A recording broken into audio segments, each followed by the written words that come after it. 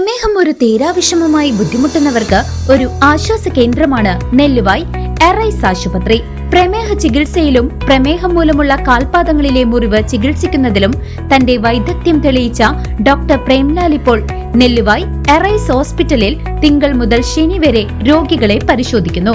Arise medical centre, Devaki complex building, Nelluvai. Phone 8589939330 8589939335. Train യാത്രക്കാരിയുടെ സ്വർണം കവർന്ന കേസിൽ ഹരിയാന സ്വദേശികളായ 4 അംഗ സംഘത്തെ റെയിൽവേ പോലീസ് പിടികൂടി. ഒരേ ട്രെയിനിൽ നിന്നും 71 പവൻ സ്വർണമാണ് ഇവർ കവർന്നത്. ട്രെയിൻ യാത്രക്കാരുടെ സ്വർണ്ണാഭരണങ്ങൾ കവർന്ന ഹരിയാന സ്വദേശികളായ 4 അംഗ സംഘത്തെ ഷൊർണൂർ റെയിൽവേ പോലീസ് പിടികൂടി. ദിൽബാഗ്, ജിതേന്ദർ, മനോജ്, രാജേഷ് എന്നിവരാണ് പിടിയിലായത്. ചെന്നൈ മംഗളൂരു ട്രെയിനിൽ യാത്ര ചെയ്തിരുന്ന സതീദേവി എന്ന യാത്രക്കാരിയുടെ 17.25 പവൻ സ്വർണം മോഷ്ടിച്ച കേസിലാണ് ഇപ്പോൾ ഇവരുടെ അറസ്റ്റ് രേഖപ്പെടുത്തിയിരിക്കുന്നത്.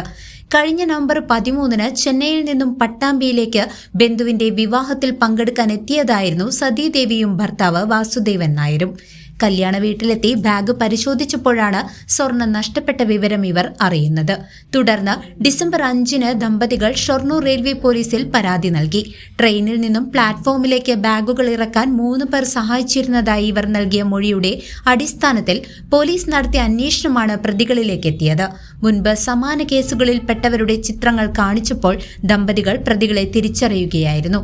ഇതേ സംഘം അന്നേ ദിവസം തന്നെ ഇതേ ട്രെയിനിൽ മറ്റൊരു യാത്രക്കാരന്റെ ബാഗിൽ നിന്നും 53 പവൻ സ്വർണം കവർന്നിരുന്നു.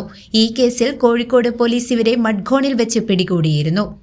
തുടർന്ന് ഷൊർണൂർ റെയിൽവേ പോലീസ് കോഴിക്കോട്ടെത്തി ഇവരെ കസ്റ്റഡിയിൽ വാങ്ങി ചോദ്യം ചെയ്തപ്പോഴാണ് പട്ടാമ്പി ദമ്പതികളുടെ സ്വർണം മോഷ്ടിച്ചതും തങ്ങളാണെന്ന് ഇവർ സമ്മതിച്ചത്. റെയിൽവേ പോലീസ് SI അനിൽ മാത്യുവിന്റെ നേതൃത്വത്തിലുള്ള സംഘമാണ് പ്രതികളെ പിടികൂടിയത്. കോടതിയിൽ ഹാജരാക്കിയ പ്രതികളെ റിമാൻഡ് ചെയ്തു. News desk CCV.